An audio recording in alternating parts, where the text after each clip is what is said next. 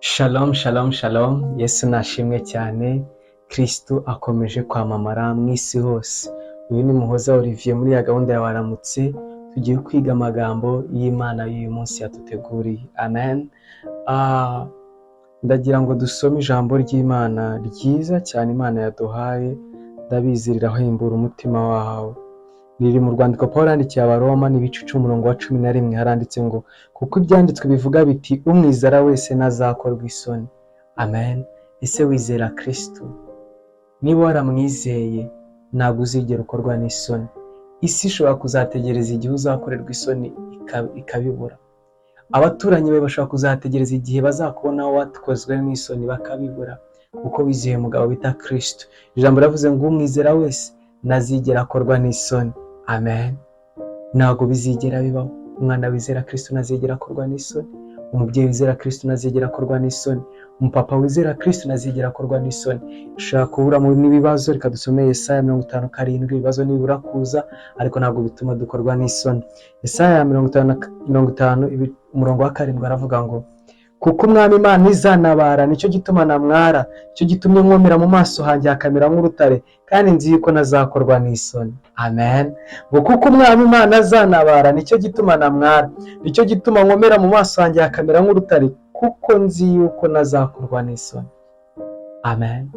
Ari igihe tuba mu bibazo abakristo, abantu bakakwitiranya bakumva ko ariko bizahora, ariko ndagira ngo mbwire ngo wikemera gusa n'ibibazo ubamo. Oya, komera mu maso yakomere nk'urutare, kuko ubizi kutazigera ukorwa n'isoni. Niko Yesaya yavuze ngo kuko mbizi yuko umwami Imana azanabara, nicyo gituma namwara, ngo mu maso hanjye agakomera nk'urutare.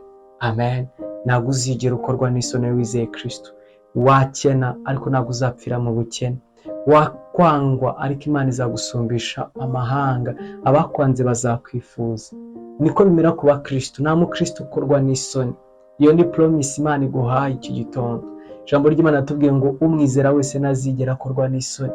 Byaba bimeze bite, byaba bisa gute, reka mbwire, umwana w'umuntu aguhereza rendezvous ariko sometime akica icyo mwavuganye, cyangwa yakwemerera ikintu nagisoze nk'uko yakikubwiye, ariko Imana yawe wizeye ntabwo izigera yemera ko ukorwa n'isoni. Ibyo yagusezeranyije izabisohoza. Amen. Niyo mpamvu abantu benshi bibaza ukuntu umeze, bakabona nta rubyaro ufite ariko urakomeye, urishima, uranezerewe n'umugabo wawe kuko wizeye yuko utazakorwa n'isoni. Igihe nikigera Imana izaguha urubyaro. Ugasanga abakobwa bagenzi bawe bose barashatse, ntabwo bikubuza kunezerwa, ntabwo bikubuza kwishima, kuko ubizi neza ko utazigera ukorwa n'isoni. Igihe nigisohora Imana izaguha yaguteguriye. Ukabona ubukene buragoye ariko ukaba ubizi ko utazakorwa n'isoni. Igihe nikigera Imana izakuvuburira ku bigega byayo. Amen.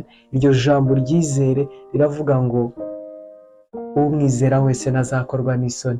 Yesaya aravuga ngo nicyo gituma nkomera mu maso yanjye hakamera nk'urutare.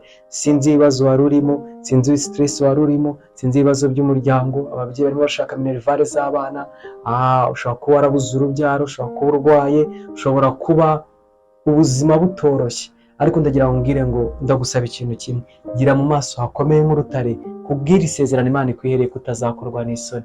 Ntabwo uzigera ukorwa n'isoni. Abantu bazategereza gukorwa n'isoni kwawe babibure, abaturanyi bazabitegereza bibure. Buri wese wifuza kuseba ntuzigera useba kuko wizeye Kristo. Uzahora utsinda. Babibaze wayahora atsinda, wayadaseba, wayadakorwa n'isoni. Ibanga nuko wizeye Kristo. Na wizera umwana w'Imana agakorwa n'isoni. Imana iguhe umugisha, ugubwe neza, komeza ugire umunsi mwiza. Ndakwifuriza kugubwa neza cyane. Amen. Reka dusenge.